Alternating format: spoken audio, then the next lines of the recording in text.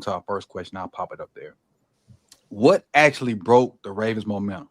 Was it the Bengals' game plan or the Ravens' own mistakes? And I'll start with you, Kerry. I would say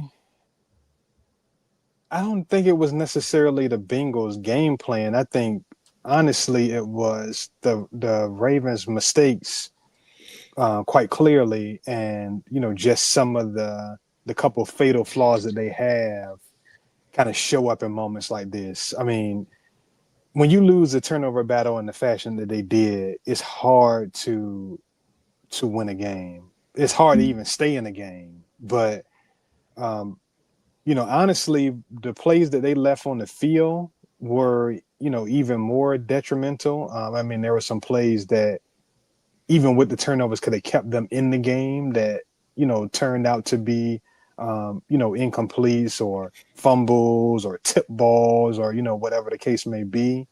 So I'm gonna side with the Ravens' mistakes, and mistakes we're talking turnovers, but really there was just some blunders and missed opportunities that were probably more, of a nail in the coffin than they really should have been. Chris? Yeah, I mean, the same story as always with the Ravens. They got in their own way.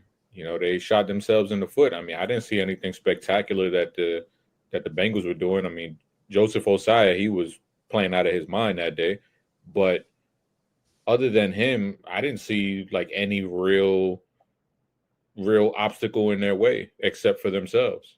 And it's been like that in these kind of games where the Ravens just shoot themselves in the foot. And it looks like they're building up some momentum. They got the likely play, and then for whatever reason, he does a triple axel into the end zone and fumbles the ball away, and that's it. It felt like that's all she wrote.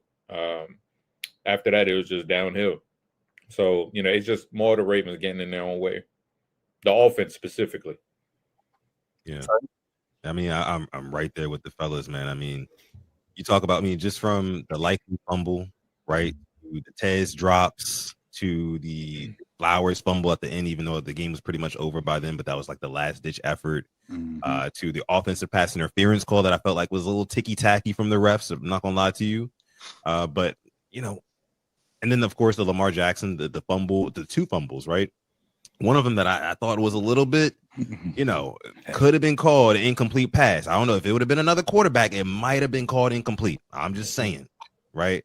But no, for the most part, yeah, they definitely got in their own way, and it was very discouraging to see because it felt like a very familiar loss. It felt like a playoff loss, right? And it's just something that you don't want to see from this Ravens team who's been going through those same things over the past 8 years that Lamar Jackson's been here. And I think nobody's really going to talk about it, but it starts with coaching. It seems like this Ravens team doesn't have a head coach who can kind of settle them down when things aren't necessarily going their way. You see Lamar Jackson slamming his helmet on the sideline. He's frustrated after the first quarter, after just the first mishap, right? I would love to have a head coach who can really just reel all of his guys in and really kind of put them in the best position mentally to go win. But that's another story for another day, the whole head coaching thing.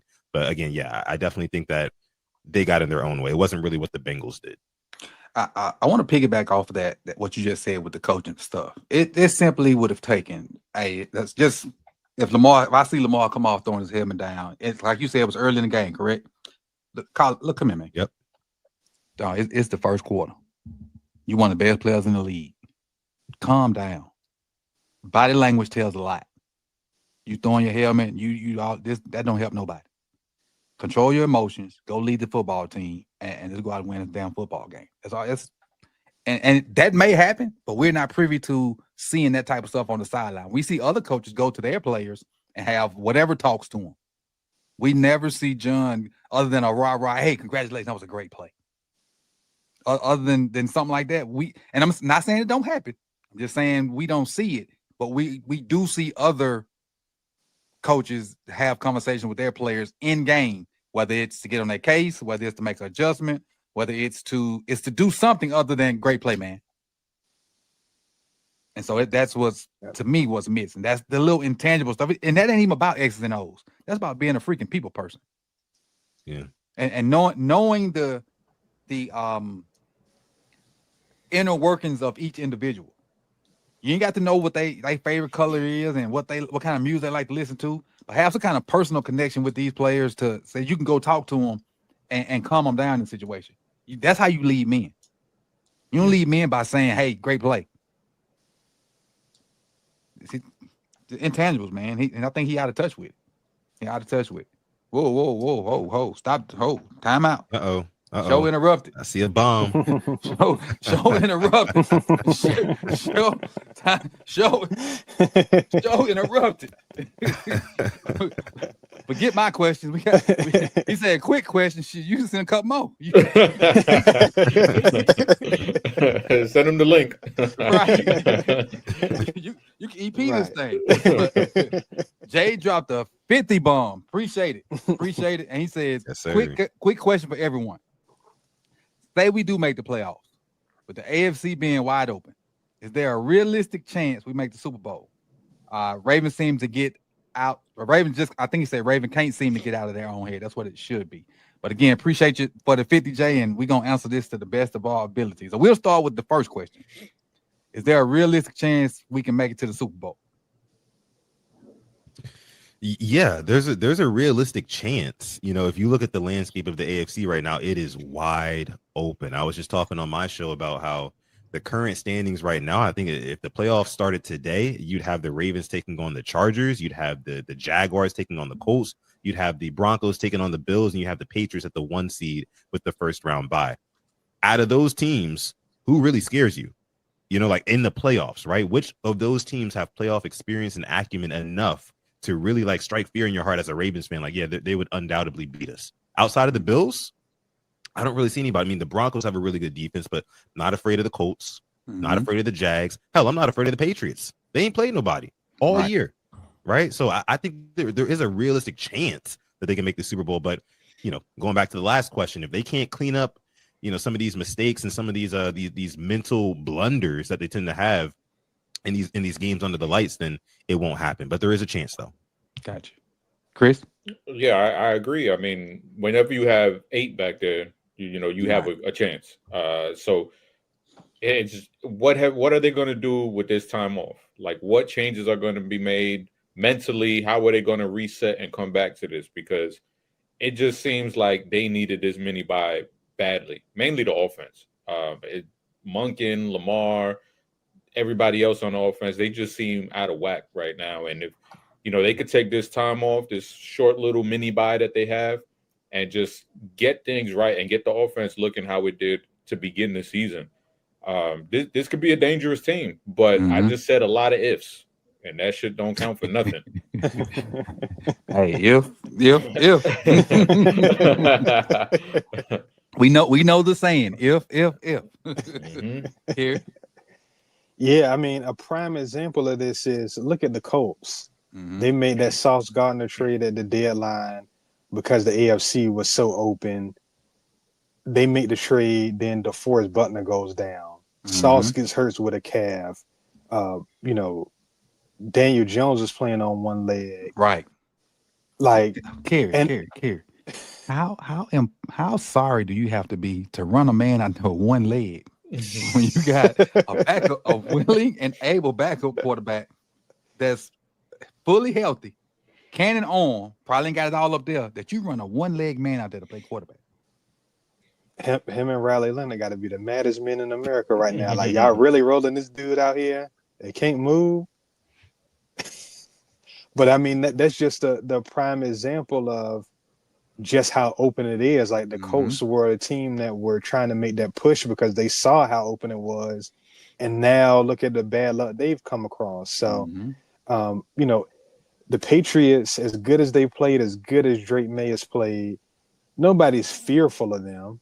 Yeah, they're gonna make Vrabel is a good coach. He's gonna be a good defensive game plan. Josh McDaniel raises the floor of that offense, but nobody's going into a game fearful of them. So I mean, it's wide open. But like Chris said, what did they do in these extra couple of days of preparation? Are they able to do the things they need to do? reset this thing and get it back on course, because if they are, the run is right there for them. Mhm. But they gotta seize the opportunity. And I agree with all y'all. I think we have a chance to make it. And just like you guys were saying that those lists that Sutton put out, we don't fear anybody. I think that works the same way against us too. I don't think nobody fears us anymore either. So that even makes it even more wide open, because there's no, in my opinion, no top dog that everybody looks up and say, yeah, we got to beat that team to get to where we got to go. And I'm speaking just in terms of this year. Like, the parity in the NFL right now is absolutely crazy. Now, for individual fan bases, it sucks. But for the NFL as a total product, they are winning right now. They are winning right now. And lo and behold, their biggest market is most, however, whatever the proper way to say it, is about to be hot, and it's going to be even more. And I'm talking about the darn Cowboys. And, you know, I call a spade. When they good, the NFL eats. When they good.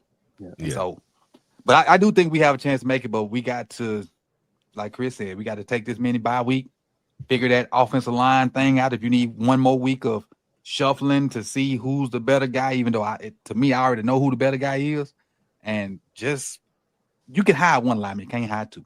And that's what we got to get to the point where we hiding just one guy and not both of them. And whether it's 72 or 77, it ain't all, you know, and our call, we all know who it's going to be. If they make a change, it ain't going to be 77.